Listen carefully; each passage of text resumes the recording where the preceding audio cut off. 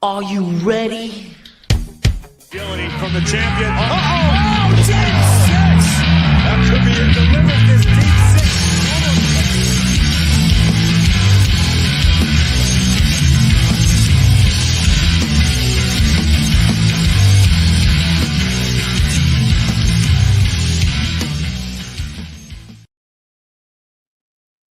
Good evening, everybody. Tonight I am joined by Brandon, aka Bash.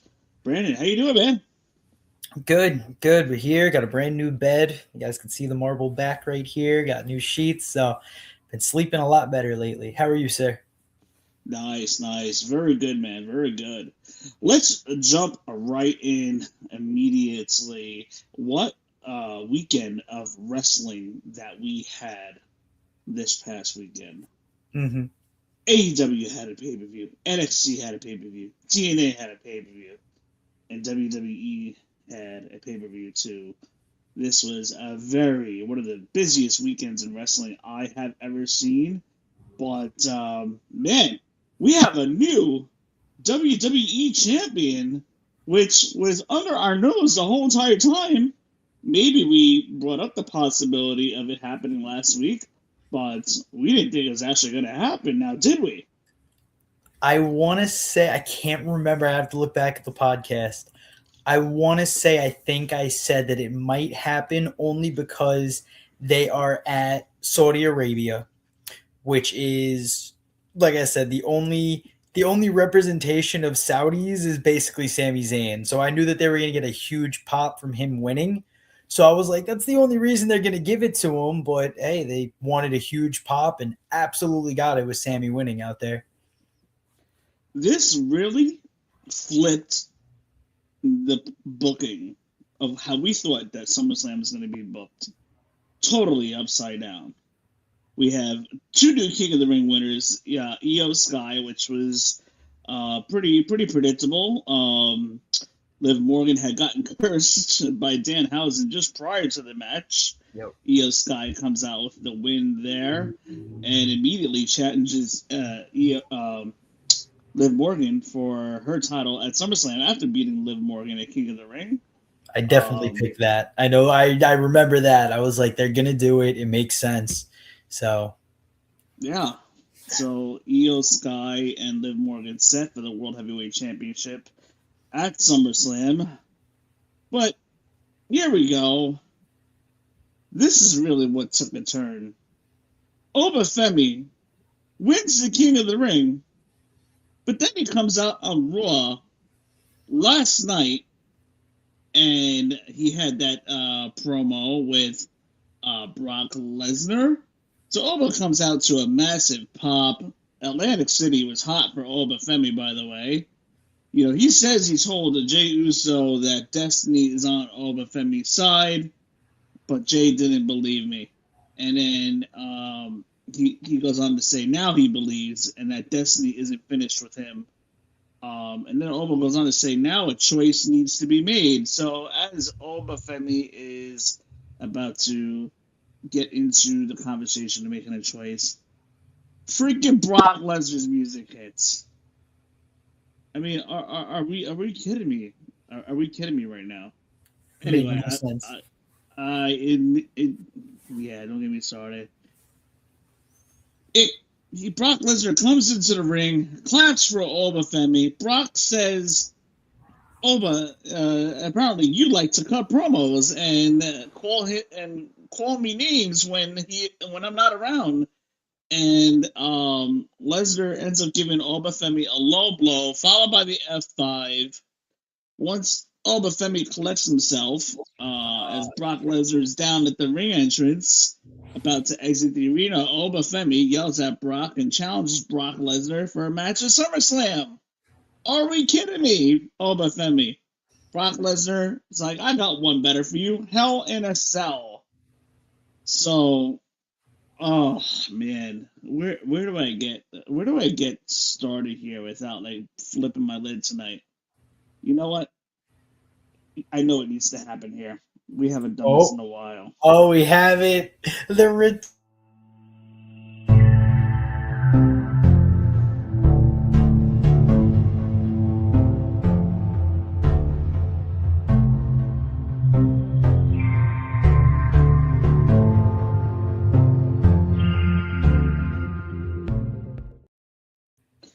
We have to bury this right away. We have to bury this booking that we had got. You have Alba enter the King of the Ring tournament, like I predicted 2 months before it was even announced that there'd be a King of the Ring. But anyway, we have Alba Femi booked to enter the King of the Ring tournament, booked to win the tournament, and then he's like, oh, no, you know what? Instead, I want to face Brock Lesnar. Are we kidding me with this?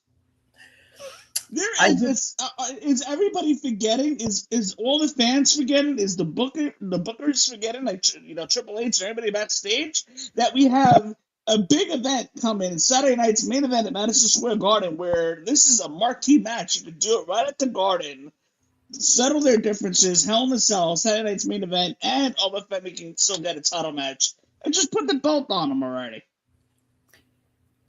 I absolutely agree. Because now you just turned the King of the Ring into the Money in the Bank, but with stipulations of, hey, I'm the King of the Ring, so I'm just going to face the champion in November and say fuck it. That makes no, excuse my language, that makes no sense to me. How it's they've done the King of the Ring, and then at SummerSlam you challenge one of the champions.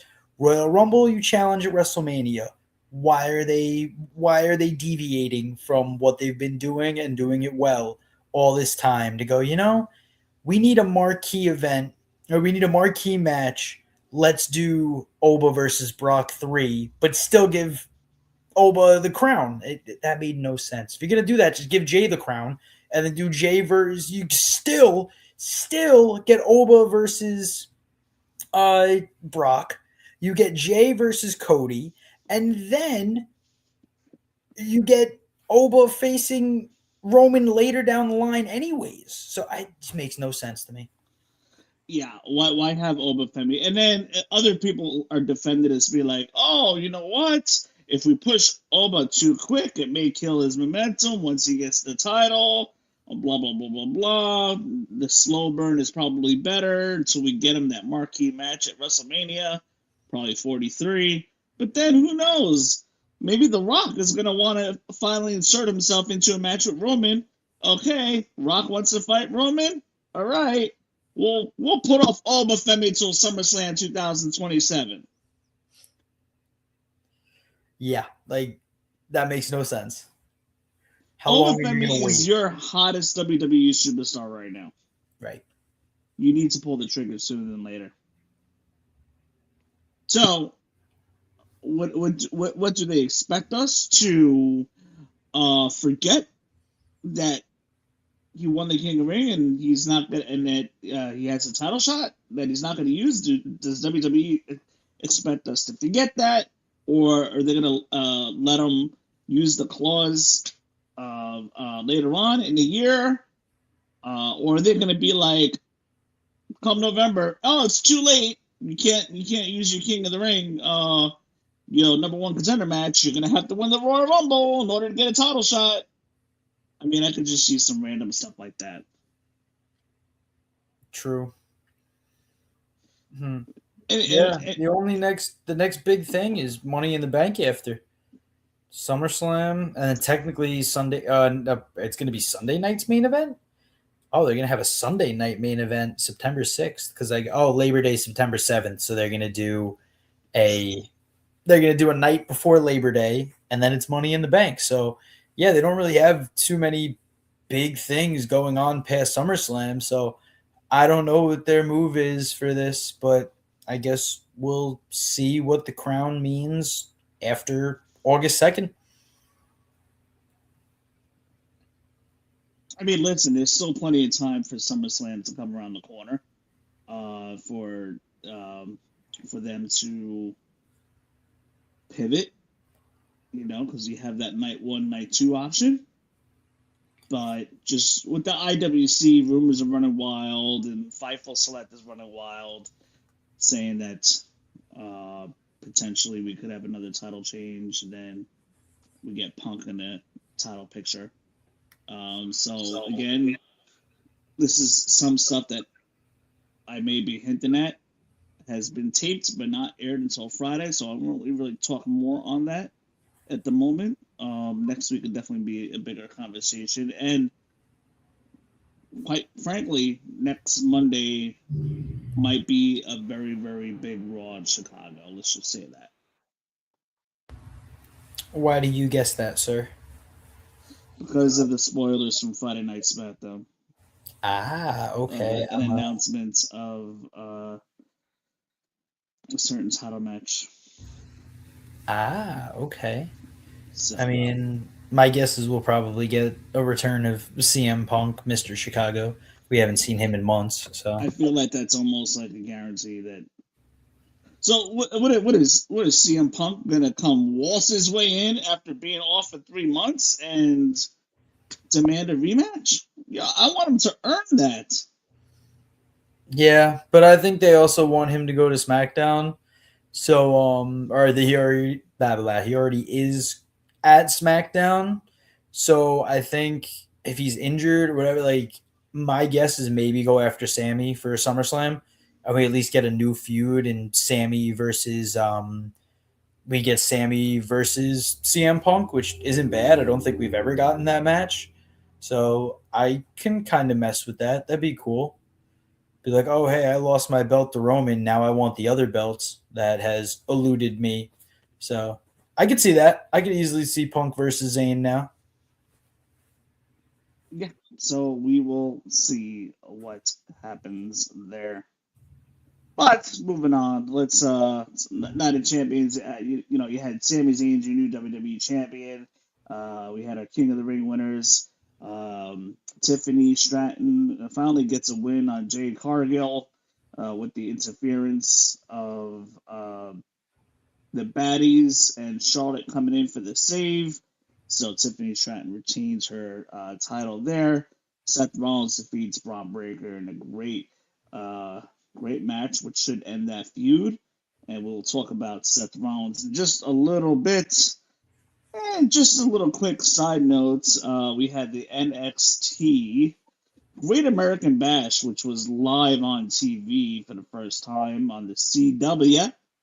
And I had the pleasure of watching it on Netflix because I used my NordVPN, switched my VPN to Canadian VPN, so I was able to watch NXT Great American Bash on Netflix, as I do with all my WWE stuff. All Netflix, all in one spot. Thank God for my NordVPN. Not a sponsor. Don't have to pay for Peacock or ESPN or anything like that. All in one. So, Great American Bash was a really, really good show. One big keynote I want to do a takeaway from that before I move on is Kendall Gray is your new NXT Women's Champion, defeating Lola Vice in a great match. It was set up for the main event of the night. No other title changes. And this event was definitely set up for Kendall Gray to win. You can feel it coming even before the match even started. It's just like you knew NXT Great American Bash was built for her night, and her Lola Vice delivered. But I have to tell you, there was another match that was just as good, if not slightly better, on NXT Great American Bash. Was Tatum Paxley versus Zara? Did I say that right? What am I forgetting? Help me out here. Sol Ruka's partner. Ziara? You would unfortunately know better than me. Oh no! I have not watched. Google, where are you? Oh man! I am talking off the cusp right now. Zarya? It's Zarya, yes. Zarya. So, Zara's great match. This, for me, honestly, Zarya versus Tatum Paxley was probably the match of the weekend out of everything I saw. Now, granted, I didn't watch any AEW. I didn't see Triple A, but Zarya versus Tatum Paxley was the match of the weekend. Every wrestling fan, WWE and AEW, should go back and just watch. If you're gonna pick one match of the night, watch Tatum Paxley versus Zarya. Oh my goodness! Oh my goodness! What a match! What a match! Um, and apparently, from what I hear, from people that apparently watched all the shows this weekend, the women put on the overall best product than the men did this weekend, and I can definitely believe that for sure. But so check that out. Pretty good show. It was a 7 match card. So I definitely like NXT's future where we're going. So, but so yeah, back to Brock Lesnar. Oba Femi challenged Brock Lesnar, and we're gonna see Hell in a Cell. Oba versus Brock Lesnar live from SummerSlam at Minneapolis, Minnesota, Brock Lesnar's hometown. You know what? This match, it is what it is. They're setting it up like the way they are. It's very convoluted the way they're booking Oba right now. I do like how Night of Champions was very like unpredictable, and some storylines have been kind of unpredictable lately. I like how they pulled the trigger on Sami Zayn, but like this was not my direction that if I were booking this, I would have gone in for sure. Yeah. Especially, like you said, when they're not even using the King of the Ring as an opportunity for a championship, like, what are you doing? Why are you steering away from what you've been doing? That just made no sense to me. I can't wait for the match, especially it's in Hell in a Cell, which was awesome that Brock said that. But yeah, I don't understand why you basically wasted this year's King of the Ring. Like Oba can wear a crown now. He's he's still a ruler, which is awesome, but like, now he's a real ruler. But like, what the hell? Like, why waste King of the Ring like that? I don't get it. He should make up his own like Nigerian crown just to enhance his gimmick a little bit. Yeah, I wonder if Pretty cool. King Oba. I wonder if Nigeria. I don't think they'll lean into it like that, but I kind of want to see if they look any different. Do we think Brock Lesnar's retiring here finally? I think this has got to be Lesnar's last match. Yeah. However, if you have Oba Femi retire Brock Lesnar, does that kind of take away from Gunther? Because Gunther's been the one basically retiring everybody lately. Well, I mean, he tried with Ray. He didn't get him to retire. Like, obviously Cena was already retiring, so it wasn't like that was, anything really. And then Goldberg was just a one-off match. So, like, yes, I understand they're trying to do that, but Brock Lesnar is, like, not – he's not a guy that Gunther should be the one to take out. Like, if you're going to have Oba take him out, I definitely think that's the move. Yeah, I mean, listen, this is the storyline that they booked Oba Femi and Brock Lesnar in. Did they need to book Brock Lesnar and Oba past WrestleMania? No, they didn't. But it is what it is. To make the best out of the storyline, you're gonna have a Hell in a Cell, and you're gonna have Oba win in Brock's hometown, win the rubber match, and it might get a little crazy because we've seen some Oba Femi hardcore matches in the past on NXT, like matches against Ricky Saints and other characters, and they were good matches. But I think you have to have Oba win, beat Brock Lesnar, and have Oba Femi stepping on Lesnar's chest with Oba's hand raised as Brock Lesnar is out for the win. You're muted.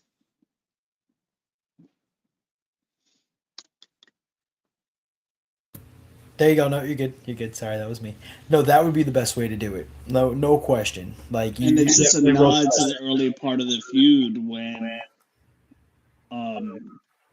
Oba Femi did this sit down powerbomb on Raw when they first confronted each other.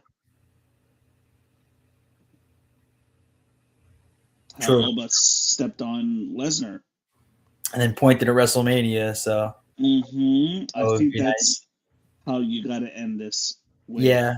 And then Brock instead of Lesnar. pointing at the WrestleMania sign, pointing to like the ramp exit and being like, "It's your time to go." That would be great. Point the other direction. Yes. No, I like it. I hope they somehow watch the podcast and listen to your on the radar. You just put it on the radar. There you go. They got a month to pick it up and do what you said. Yeah. The radar is always up and running, man. Always up and running, as you can see right here. It's always up and running. Love that. The best. Double R, Radar Rivera.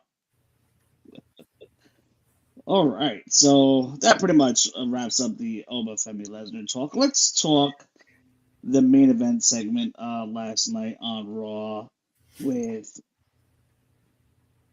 Seth Rollins challenging Roman Reigns. So that was unexpected. Yeah. This was rumored for a couple weeks now as like the backup plan, as another possibility plan that people were throwing out in the IWC universe. So you see Roman Reigns, he comes out and he's ready to, in the process of acknowledging Atlantic City, and out comes Seth Rollins. I have a bunch of notes on this segment, but would you like to start this one off, sir? I unfortunately had to watch on my phone, so I didn't really take too many notes today. I kind of just have in the brain to feed off of you. So if you got anything for me, go for it, and I'll build off. You got it. So we see as soon as as soon as Roman comes out, acknowledges the crowd, Seth Rollins comes out. And Seth Rollins says it is time to collect the title that belongs to me. And Roman says Seth is in the back of the line and that he hasn't done anything as of late to earn a shot at the tribal chief. I mean, hello, Oba Femi has, but I digress, because we already talked in depth about it. Seth Rollins says, when it comes to you, I'm always at the front of the line, and that everything that Roman has done to me and done to everybody else, Seth feels like Roman owes Seth. And then we said, Seth says, during the 4 years of his reign of terror, you didn't beat me.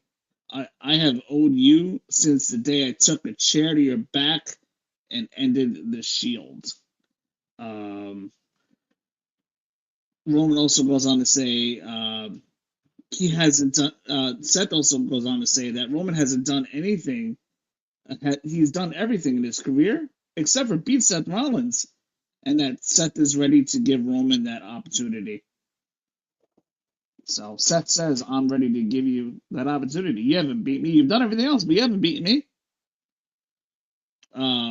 Seth goes on to say that this may be the last time to do this dance because we are more closer to the end than we are the beginning of our careers. And if you don't accept this challenge, you'll never be able to escape the ghost of Seth Rollins.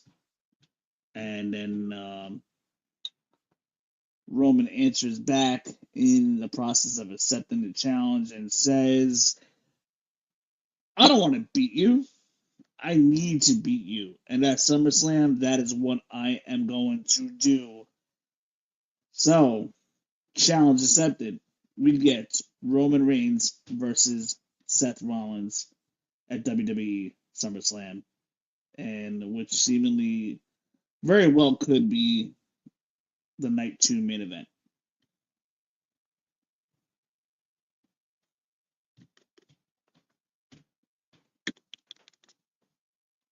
You muted. Sorry, my mom keeps coming around. So the last time they faced was Royal Rumble in 2022, so over 4.5 years ago now, and Reigns ended up losing, but by disqualification, so he ended up keeping the belt. That's the last time that they faced, and Roman has defeated Seth twice on WWE Raw. Other than that, in all the PLEs, Rollins cashed in, pinning Reigns back in 2015. Then Rollins beat Roman Reigns to win the championship in 2016, and then Rollins won by disqualification in 2022. So it is, in fact, true.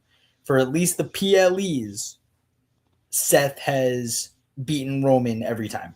And not to mention, Seth Rollins won that triple threat, and Seth went on to say Seth Rollins won the triple threat and sold his wise man at WrestleMania 41. True. Seth won that title. I forgot about that, right? Yeah.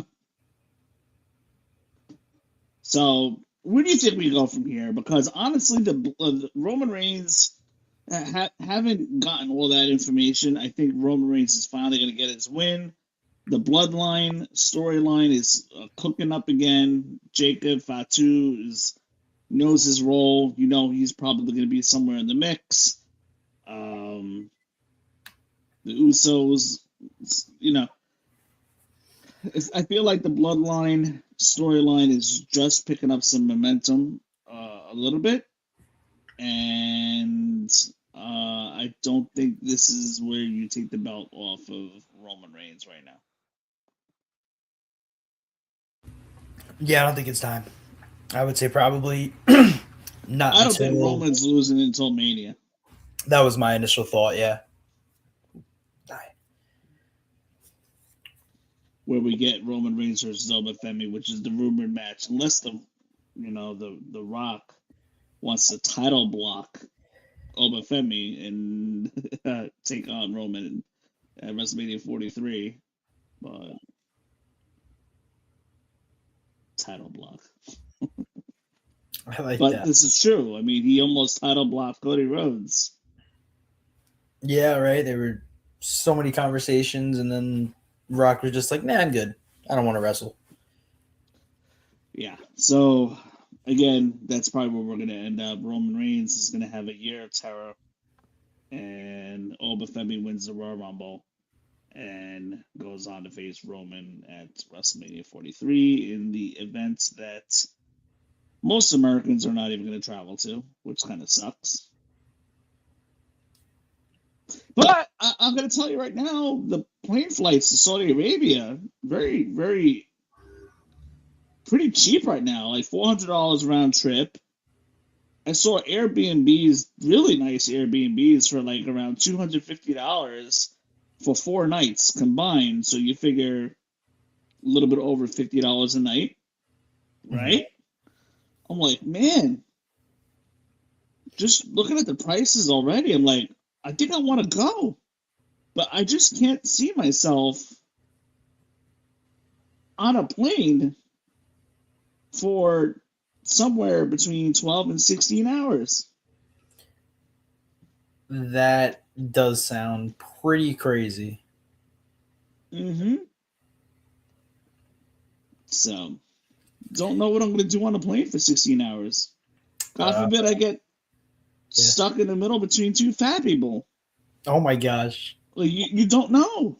You really have no clue. And then, yeah, if you want to do first class all the way out there, it's freaking $1,000 extra just to make sure you got a little extra leg room and some champagne. But like, damn, who's spending an extra $1,000 for? You already got to spend on the WrestleMania tickets. Then you got to spend on, like you said, flight, stay, food. You want to at least do something while you're out there too. I don't know what else there is to do out there. I've yet to see the town, the city, anything like that. I mean, you see it when the pay-per-views in Riyadh, how they show the outside of it, how like eccentric it looks, very very New York City like. It does look really nice. I mean, honestly, like I would do maybe a quick 4-day trip. I would get out of there on Monday. I would get to Saudi Arabia by Thursday, get out of there by Monday.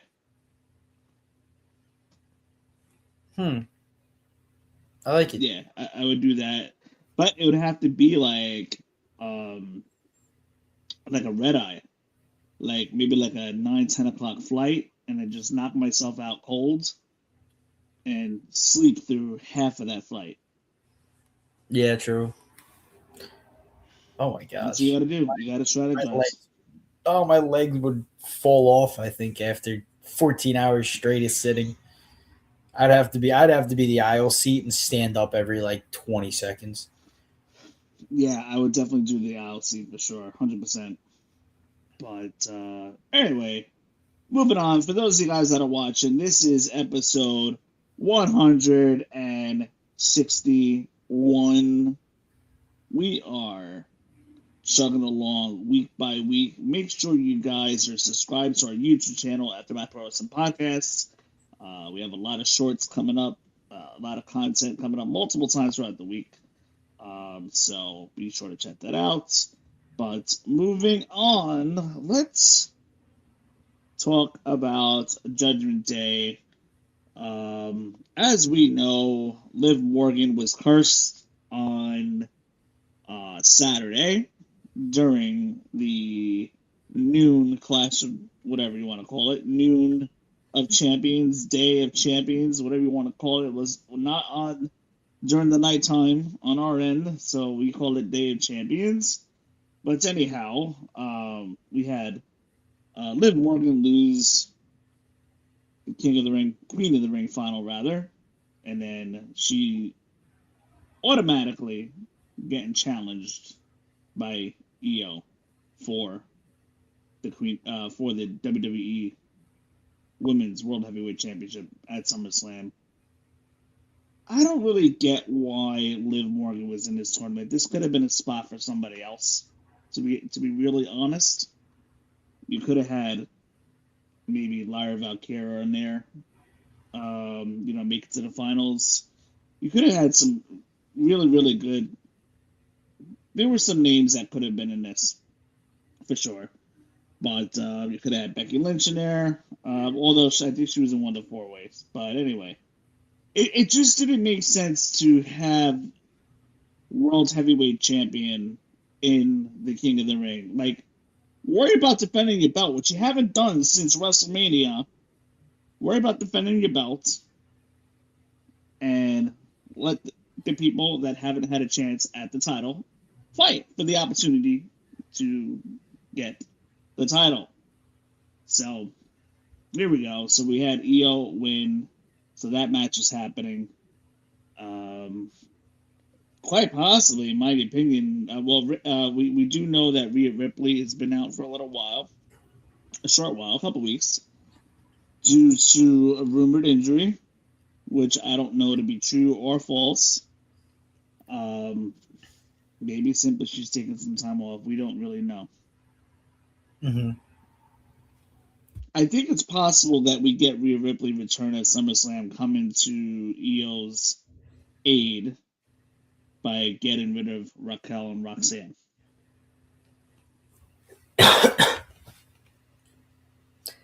Yeah, there's so many different, like, I don't know. I'm a little confused on what they've been doing this last month with the women's division, because, like, why already have the Io versus Liv match just to have another Io versus Liv match? Like, why, like you said, why not give 2 other people a chance to actually fight for Queen of the Ring. Like, why does Liv have to be the one to try and get every title? Like, it just, I understood. Obviously, she goes for Rhea, and then they make it a double. Like, I get it, but if you're gonna also right before the match, you're gonna have her get cursed. Like, you basically just like foreshadowed her loss. Like, it just, a lot of that pissed me off watching it. So I don't know what they're doing with the women's division right now. Like you said, Stephanie Vicari's probably hurt. They might have just written her off. Like, I'm not too certain on that one. They made Soruka a champion after she lost 2 straight matches. Like you said, Becky would have been a better person to put in there. She's at least a winner. Charlotte Flair. Like, there's just a lot of things that they could have done that they just didn't do in this Queen of the Ring tournament. So I'll, like you said, I'll allow them to run it back, Io versus Liv, but why? Like, what? It was just a waste of a match at that point.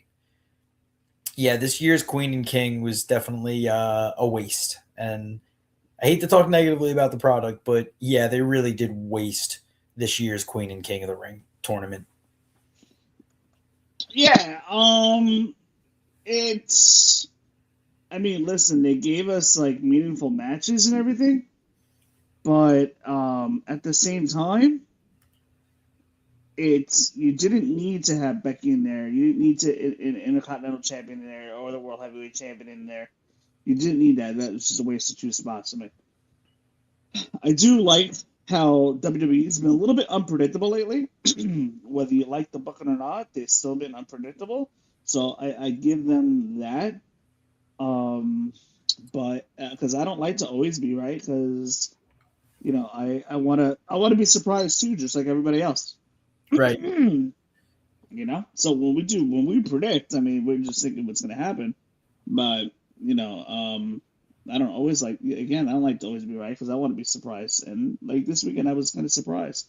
But yeah, so let's run down Judgment Day really quick. We see Io come out, and she's super grateful to come back to the U.S. as queen. And then she says that she's going to beat Liv Morgan again and will be the women's world champion again. But then Liv Morgan comes out. She interrupts. Liv's not happy with her bragging at all, and says the reason why she lost is because of Danhausen's curse. She also goes on to say things will be different because now she doesn't respect Io, and she promises that Io will be destroyed, but until then, Io is in for a lot of trouble. And trouble Io got. Liv Morgan and Judgment Day tried to take out Io. At first, they weren't successful, but in the end, they prevailed. Liv Morgan did damage to Io's knees with that one-legged Boston Crab. But then moving on, some more Judgment Day news. We had Raquel take on Maxine, and this match was put together because Raquel was complaining backstage to Adam Pearce how she wants to get an opportunity in the Intercontinental title, but Adam Pearce is like, but wait a second. There have been other people asking too. You're not the only one on Raw. And then Adam Pearce reveals that it was Maxine asking for a shot too. And then Raquel's like, you know what? I want to take on Maxine. So we see that match. Raquel beats Maxine and gets the one up on her, and more than likely is going to be considered for a future Intercontinental title match. So up to this point, what did you think? No, I'm kind of surprised and not surprised. At least on the women's side. Obviously now Danhausen has his whole brewing and everything going on. So who knows what he's doing in the lab? But I'm fine with the Judgment Day versus Danhausen. Like, this has actually been very funny the last couple of weeks too. And then the fact that like Raquel became a winner, Liv was the one like up tonight. Roxanne just stood there and did nothing, which has also been her kind of role in the Judgment Day. And yeah, obviously we get JD versus Chad Gable, so we can absolutely talk about that. Yeah. But yeah, they're So making the women winners. Yeah, it's right before that happened. We see Danhausen. He came into the lab. He comes into the lab and realizes all his stuff is destroyed by the Judgment Day, and Liv goes on to say like, "This is what you get." So I thought that's actually a kind of funny promo. But yeah, so again, heading into more Judgment Day stuff. I felt like Judgment Day was kind of weaved weaved in and out throughout this whole entire show. But yeah, we had a banger: Chad Gable versus JD McDonough. Mhm. And Dominic is at ringside with the because the Knicks jersey was stolen when the lab was destroyed. So Dominic was wearing the jersey. Gable gets the win with the ankle lock. Now what happened there? Dirty Dominic was he chases Danhausen away from ringside, but there's a case that Danhausen left on the timekeeper area, right? So Dom and JD open that box with the human monies, as Danhausen would put it, and the box explodes. And Danhausen also gets his jersey back, but moments later, Raquel attacks Danhausen from behind and takes the jersey back away from Danhausen. Let's see if I have anything more on Judgment Day there. So that's pretty much it from Judgment Day. And then, like you said, Roxanne, again, nothing to do. She's just kind of like there, and I think that's, being done by design. True. So, so Judgment Day didn't really have a great weekend, to say the least. Yeah, the weekend was a little tough. Monday looked like it might have been a comeback for them, but you never know.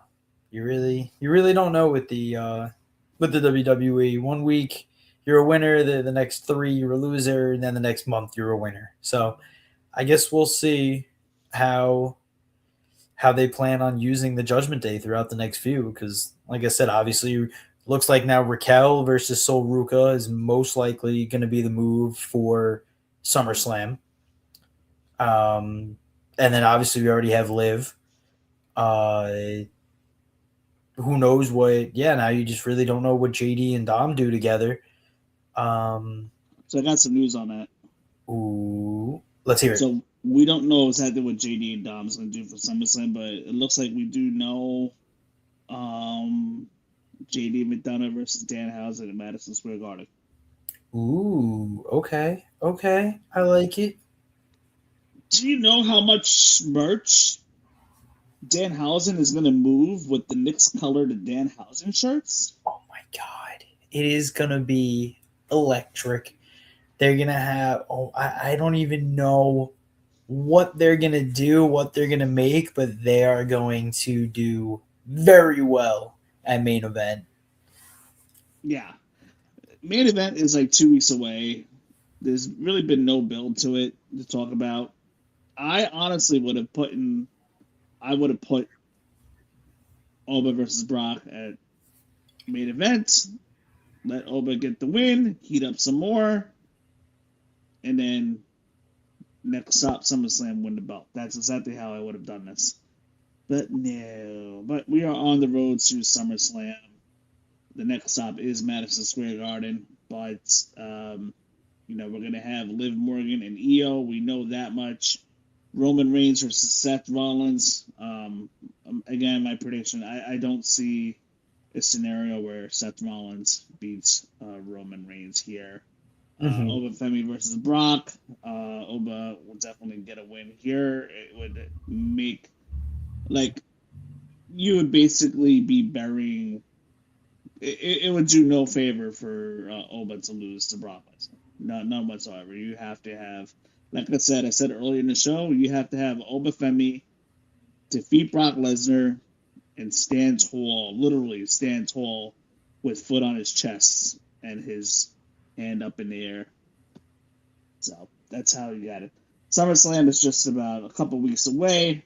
Unfortunately, night one of SummerSlam, I will be working a wedding, shooting a small wedding. So I will be missing at least just about 3/4 of night one of SummerSlam. So I won't be able to catch it until Saturday night, maybe even Sunday morning. And then I'll be able to join in on night two. So we will definitely be doing one post show that weekend for sure. But anyway, couple news and notes from Monday Night Raw. So there's an update with Nick Aldis. Both Aldis and Gunther were sent home after Night of Champions, and Aldis has been put on administrative leave. I'm led to believe we're getting a match between Nick Aldis and Gunther at SummerSlam. Oh, no question. I don't want to say no question, but they already said Aldis was expected to come back. He wanted to come back as a wrestler. So I can definitely see that as, an easy match to make. Absolutely. Maxine, she is confronted by Gable. Maxine confronts Gable as Gable's, in the middle of warming up. And she says she meant every word that she said to Gable last week.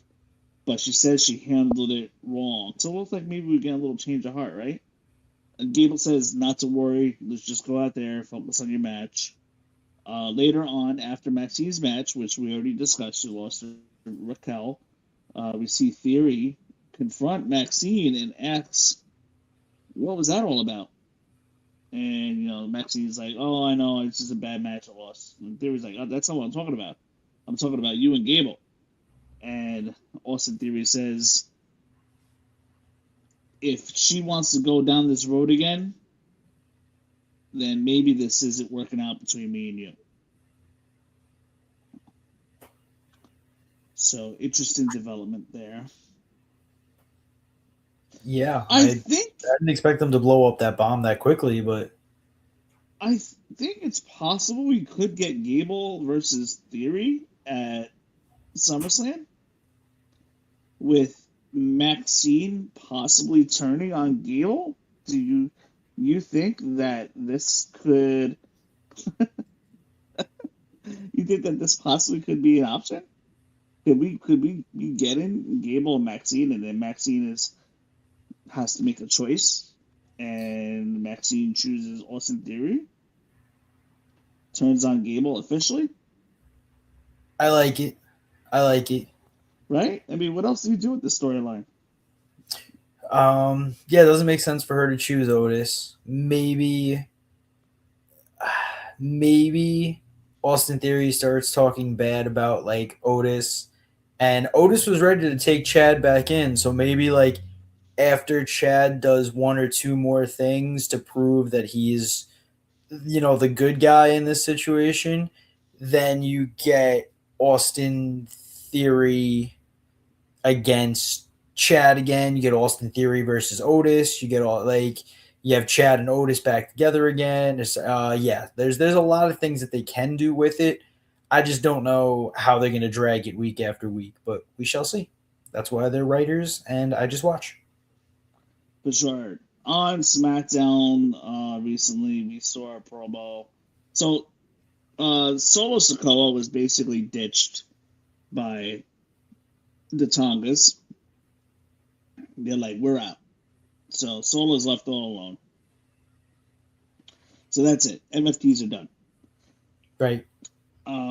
Where the Tongas go, I don't know. Maybe they join. Maybe the Tongas join Roman Reigns. Who knows? But the Solo Sikoa confronts LA Knight on SmackDown in a promo saying, LA Knight basically doesn't trust Solo, and Solo's like, you know what? I hate that I was in the bloodline. I hate that family. And So that was basically kind of like in a nutshell what happened on SmackDown with Solo. And then, of course, we had LA Knight versus Jimmy Uso last night. And remember, last week, Solo had costed Jimmy the match by helping LA Knight to win, and LA Knight was confused. Last night, we had a pretty good back and forth match with Jey Uso looking on while on commentary. And you see, Jey Uso trying to distract LA Knight, but LA Knight knocks out Jey Uso.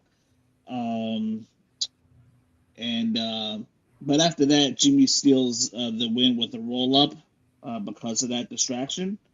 And Solo comes once again. Solo Sikoa comes out to LA Knight's aid, taking out Jimmy with the what do we want to call it? The thumb, right? Mm-hmm. And then LA Knight takes out Jey Uso with the blood force trauma. So very interesting to see what's going on there. And we had Joe Hendry doing a concert, introducing the Street Profits, and they sang a song about Austin Theory. He gets mad. Actually, Austin Theory, I think, has a rematch with Braun Breaker for the tag titles next week on Raw. But we did get Theory versus Joe Hendry last night, and Joe Hendry gets the win. And Rey Mysterio defeated Ethan Page with the Frog Splash. Not really like my favorite match by either one of these guys, and I felt like the crowd was a little bit light here. But they had definitely cooled off. This is the first match of Raw. They cooled off big time from that first segment that Femi was in. Yeah. I had a couple more news and notes with Raw. We also had the development situation with Paul Heyman and Austin Theory running into each other. And he says to Paul, he didn't know he was here tonight. I've been trying to call you, Paul says. And Paul Heyman says, okay, well, now you know. And then walks away. So maybe Heyman is giving up on the Vision, or maybe just some of the Vision, or giving up on Theory. I don't know what's happening there. But that is pretty much my Raw notes. Anything that any takeaways you might want to add as a result of last night's Raw that maybe I didn't cover? Nah, I think you caught everything that really caught my eye while watching.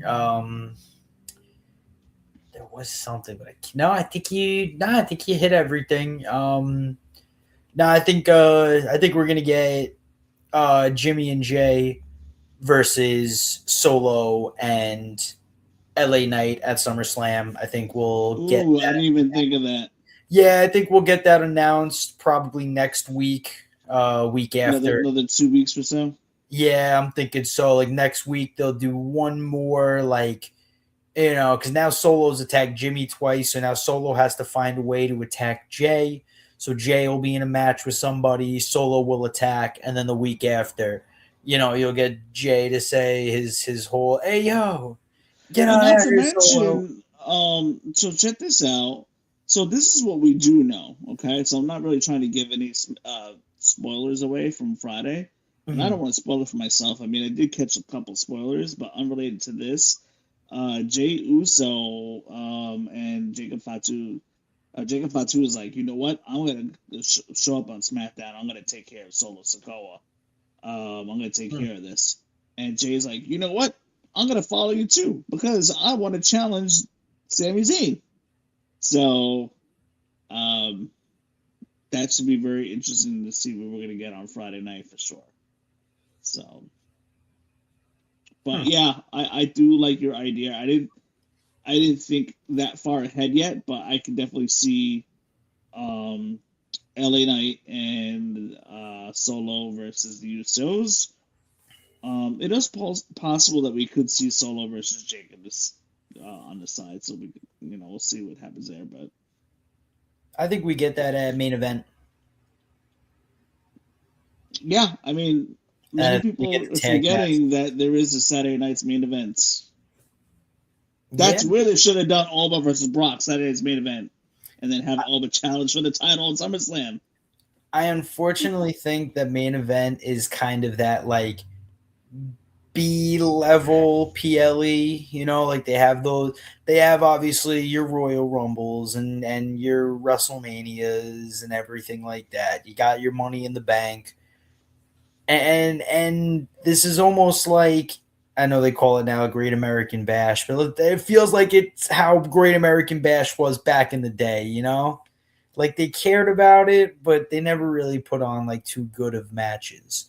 Now for main event, it's like let's kind of get a few of these guys that might not get too much TV time or too many PLE matches to give them a PLE now, but you're not putting your main matches, your big matches on these Saturday night main events. I think they should because I looked at tickets and they're $100. So I kind of want to, if I want to go, I want to see some good matches. And I know it's going to be 4 silly matches. An Ethan Page match will Or be put maybe on 5 there. tops. Right. It'll be Javon Evans or something, which I'd love to watch Javon Evans wrestle. But like, it's not going to be your top name guys, which is a little upsetting.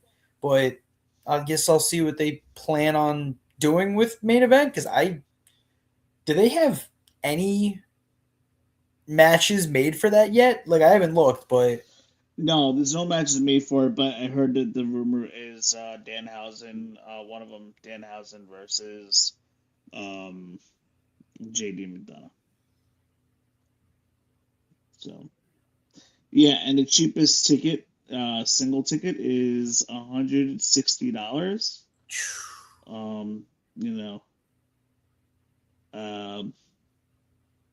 Yeah. Fifth row, yeah, these prices are just like out of control. Let me see. There's one ticket, $643. Like where like the wrestlers come out and they pause for a second before they officially start walking down the aisle, like those first set of seats. Yeah, that end seat right there is $643. Can't even see the ring from there. You kind of can. You have to like lean all the way You forward. will, but you'll be on camera the whole entire night when every single wrestler comes out, though. That's for sure. 100%. Yeah, you're literally going to be on TV 17 times. Yeah. So that'd be pretty funny just to kind of be the talk of the town. But anyway. So that basically covers Monday Night Raw. So we are on the road. So that basically covers Monday Night Raw. We are on the road to WWE SummerSlam officially. Aside from WrestleMania, these next 4 weeks are 4 of the most important weeks leading up to a pay-per-view all year long. Mm-hmm. And as soon as we get to September, we're almost approaching the halfway mark between WrestleManias. Really, as soon as we hit October 1st. So 2 months after SummerSlam, October 1st, right around there, we'll be halfway to the next WrestleMania already. Which is kind of wild to me. Yeah, I think Money in the Bank now is going to be the official halfway point. Which I kind of like, but it used to also be Money in the Bank was right after WrestleMania because you had until the next year's WrestleMania to use it. So now I wonder if Money in the Bank is going to be until next year's Money in the Bank, or if they're not even going to. They're probably going to say you have 1 year to cash in at any time. Yeah. So that's how it's always been, which makes sense. I would like where you'd have to use it. Like you only have 6 months to use it versus the full year, and you have to use it by WrestleMania. Like I could kind of see them doing that. That'd be wild. But no, I think I like the full year because then, during Royal Rumble, during WrestleMania, you think these guys might use it. And if it makes it past WrestleMania, you go, oh, okay. Now we get something in May or June, like something random, and it gives the briefcase time to breathe. Correct. Versus what? The last one they did the day of. Right, Damian Priest won and then like immediately cashed in. Yeah, it's terrible. Yeah, and then the women's one was like the next month or so. Yeah, Yeah, I hope they do better this year. Well, I think the reason why they moved Money in the Bank is because it was kind of too close to King of the Ring. So you already had your number one contenders tournament, and then and then Money in the Bank the month after. I think it was just kind of too close. So I think that's why they kind of spaced it out this year. Yeah, true. Yeah. Any closing thoughts that you might have to close out this weekend in wrestling? I mean, I know like this weekend was jam packed. You had AEW pay-per-view, which I still have to watch. Mm-hmm. But I'm not in a rush to watch it because it's Forbidden Door. There's really not a whole lot that happens at Forbidden Door. I think really the two meaningful matches, were the Owen Hart tournament finals, and they get the number one contender spots for All In. But other than that, Forbidden Door is kind of like, Mm-hmm. It sucks because you don't know a lot of these guys by names unless you watch New Japan, unless you're like actually part of watching wrestling every week and every show. Forbidden Door, you're not going to know too many of the people outside of obviously your AEW people, so that's where it's a little tough. You know what they do is like Forbidden Door, they don't book really many stories behind these matches. They just slap people from different promotions to go against AEW guys. So it's not really a very meaningful promotion. I'm sorry, pay-per-view. But TNA, I heard, had a pretty decent show. But NXT had a great show. And Night of Champions, I think, was the big talk of the weekend, in my opinion. Yeah, that's always going to – WWE is always going to be the most talked about event if they're competing against – all these other ones. It's always going to be WWE. It's how it's been. And unless AEW, I don't know what AEW has to do. They're putting on way better matches, but I think just people are so AEW is going to start picking up a little momentum because now that Forbidden Door is out of the way, they're going to have they're basically building up to All In now, which is apparently their biggest pay-per-view of the year aside from like All Out and Double or Nothing. Right. So, for those of you guys that are watching, that wraps up episode 161. Be sure to hit that subscribe button for our YouTube channel. That will help us out. All those that are listening out there via podcasts, make sure you hit up our YouTube channel where you get more of our content. And Brandon, thank you for joining us this week. We will be back after 4th of July. We will be talking WWE next Tuesday and AEW next Wednesday. We are on the road to SummerSlam. We are on the road to AEW All In. This is going to be a wild couple weeks, everybody. So put your seatbelts on. But those of you guys that are watching, thank you so much. Brandon, thank you so much for hopping on tonight. And you guys all have a great night. Agility from the champion. Uh-oh!